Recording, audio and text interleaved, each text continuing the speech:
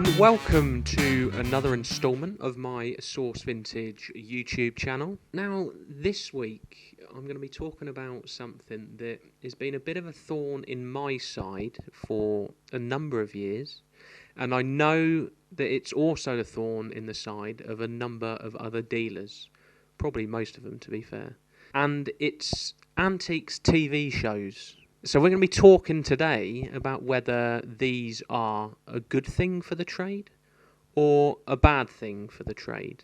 And we're going to be looking at the pros and cons of these shows. Now, I don't know about you, but personally, I love a good antiques TV show. But there's one thing that I've noticed during my time as a dealer or somebody working in an antique centre is that people come in or they contact you and they are looking for ridiculous discounts, the same ridiculous discounts that the people on these shows get. It's a subject that I've mentioned a few times in my blog posts that I do, but it's also something that I find is getting significantly worse.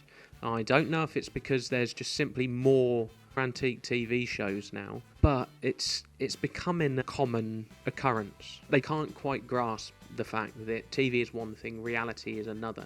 And in the case of a lot of the TV shows that were filmed at the antique centre that I worked at, a lot of it was scripted, including the prices and the deals that they got for certain items.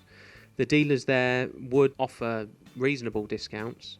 Anything more than that, the shop would cover in exchange for the publicity that they'd get from the centre being viewed and seen by millions of viewers worldwide. So it makes sense, doesn't it? You also have what I like to call the Pritchard effect, the Drew Pritchard effect. So in cases like this, you have people that see an item that Drew sells on Salvage Hunters, and they see the price that he sells it for and is asking for, and they think that they can charge that same amount, no matter where they are in the country. They don't realise that Drew has a network of contacts and very high-end contacts within the London circuit and can demand a premium for anything that he sells, really. I mean, he's one of the best architectural salvage dealers in the country, so I mean he's worked his way up.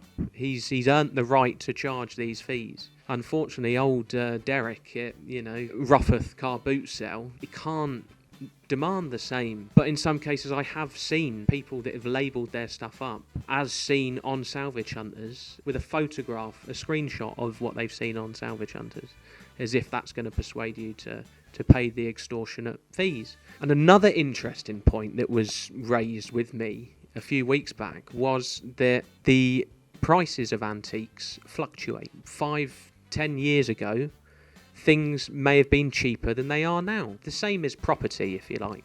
So somebody suggested that because these shows are on a constant loop all day, every day, and they're episodes from 5-10 years ago, why at the end of these shows don't they say these prices are reflective of 2010 or whatever it was, like they do on the property shows? And honestly, it's not a bad idea, but it doesn't stop people from having ridiculous demands and expectations because of these shows. So in that respect, I think TV shows do have, to some extent, a negative impact on the trade. On the flip side, however, they're pretty good for the trade. When you look at what they do by advertising antiques events, small independent businesses, they do promote them to a lot of viewers worldwide. So in that respect, it's pretty cool. Another point is that I think they make the antiques trade more accessible to people. For example, when I was growing up, I felt that antiques were for the upper echelons of society. They weren't for the likes of me. I'd see an antique centre and I'd think, well, I can't go in there. It's not for me. When in reality, it's not the case. Antiques are for everyone. And I think some of these shows show that, and they put the antiques trade in a good light. And I think it's getting more people interested in not only becoming antiques dealers themselves, but also buying antiques. So in that respect, it's a massive plus, really.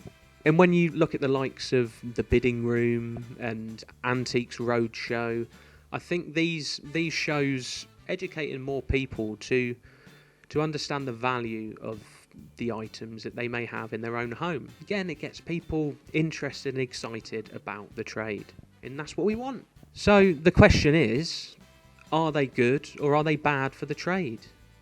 Well, I guess they're both good and bad, but I suppose I can put up with people expecting, demanding ridiculous discounts, and I'll just ignore them, or I'll just whack the 75% extra on top of each of my items just to counteract that. But I think overall, I'm on the side of the shows being positive in the respect that they're getting more and more people interested in the antiques trade, buying and selling, and that's what we want. As shops and small independents ourselves, that is what we want. We want more people buying our things and being interested in our things. So, there you have it. Let me know what you think in the comment section below. I'm really interested to see what your views are and what your experiences have been. Have you been on one of these antique shows? Have they come to your shop? Have you taken part in one of the shows? I'm fascinated, so let me know in the comment section below. But that is it for this week. I hope you've enjoyed it. I should tell you about the blog that I write every Monday as well, about the trade. I have the odd celebrity antique dealer interview. I write about shops and fairs that I've been to, etc, etc, trade related stuff. So if you're interested in that, head over to my website, source-vintage.co.uk. I'll put all the links below. And yeah, subscribe, become a Source social member, where you can get a blog, weekly blog, fortnightly YouTube video, discounts, and first dibs on all new items that I sell at my shop, which you'll also find at the website. So check that out, because you might find something that you like. And remember, if you do, don't get demanding this 75% off that they do on Bargain Hunt. Alright? But all prices are negotiable. Reasonably. Anyway, until next time, thanks so much for watching.